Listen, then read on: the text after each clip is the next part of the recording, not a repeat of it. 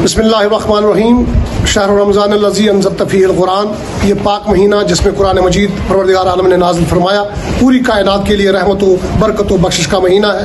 हमने आज जहाँ मस्जिद मुस्तफ़ा अल मुस्तफ़ा मंडी में जो है वो मुसलसल 15 रोज़ से यहाँ के बाशिंदगान मोमिनीन जो है वो इफ्तारी की रस्म को जारी रखे हुए हैं, जो साल साल की तरह हर साल जो है यहाँ पर जो है वो इफ्तारी हुआ करती है। तमाम मुसाफरीन जो राहगीर हैं, चाहे वो किसी इलाके से ताल्लुक़ रखने वाले हों, वो यहाँ पर आकर इफ्तारी कर सकते हैं और करते भी हैं। लिहाजा हम तमाम लोगों को दावत देते हैं कि जो भी यहाँ पर राहगीर है, मुसाफिर है, जिनको कहीं पर कोई ठिकाना नहीं मिल रहा है, वो यहाँ आकर इफ्तारी करें। हमने क़याम ताम का भी इंतज़ाम किया है। इंशाअल्लाह अज़ीज़ किसी को कोई तकलीफ़ नहीं होगी। माह मुबारक रमज़ान तमाम लोगों के लिए रहमत व बरकत व बख्शिश का बाइस है। अस्सलामु अलैकुम व रहमतुल्लाहि व बरकातुहू।